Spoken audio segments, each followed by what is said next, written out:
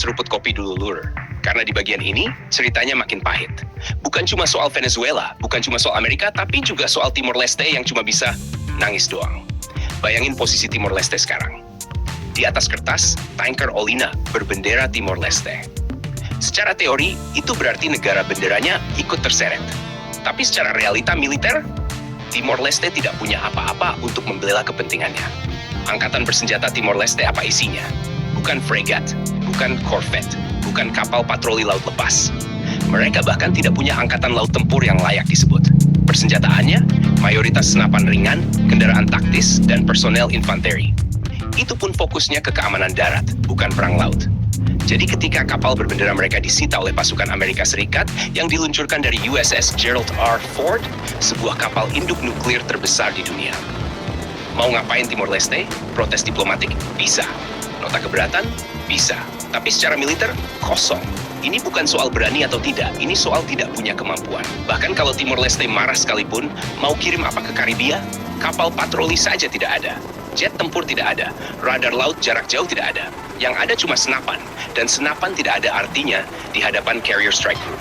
Inilah realita pahit negara kecil dalam geopolitik maritim global. Bendera bisa dipakai, tapi kekuatan untuk melindungi bendera itu tidak ada. Dan Amerika Serikat paham betul hal ini. Justru karena itulah mereka berani. Mereka tahu menyita kapal berbendera Timor Leste tidak akan menimbulkan konsekuensi militer apapun. Tidak ada eskalasi, tidak ada balasan, tidak ada armada yang datang menjemput. Kalau benderanya negara besar, ceritanya bisa beda. Kalau benderanya negara dengan AL kuat, bisa jadi diplomasi panas. Tapi Timor Leste, realistis saja Lur, cuma bisa gigit jari. Ini jadi pelajaran brutal bagi negara kecil. Dalam dunia maritim modern, netralitas tanpa kekuatan kerentanan. Bendera tanpa kapal perang hanyalah kain. Dan ini juga peringatan keras buat industri pelayaran. Jangan kira daftar bendera murah atau negara kecil itu aman. Justru seringkali kapal berbendera seperti ini dipakai sebagai tameng semu. Tapi ketika situasi panas, tameng itu langsung robek. Kasus Olina ini menunjukkan satu hal lagi. Amerika tidak lagi peduli soal simbol kedaulatan kecil kalau sudah menyangkut energi, sanksi, dan geopolitik. Mau bendera apapun, kalau muatannya minyak Venezuela, jalurnya mencurigakan, maka ujungnya sama. Naik kapal induk AS sebagai bukti dominasi.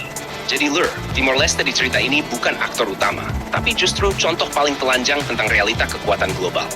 Negara kecil, tanpa armada, tanpa payung militer ketika kepentingannya terseret konflik besar. Opsinya cuma satu, diam dan menerima. Bukan karena mereka salah, bukan karena mereka lemah mental, tapi karena peta kekuatan dunia memang sekejam itu. Dan ke depan, kasus seperti ini bakal terus berulang. Selama laut dikuasai segelintir negara, maka negara kecil hanya bisa berharap tidak ikut terseret. Kalau menurut kalian, apakah negara kecil seharusnya tetap main di bisnis pelayaran berisiko tinggi seperti ini? Atau ini sudah jadi jebakan sejak awal? Jangan lupa subscribe, like, dan komen di bawah sambil ngopi.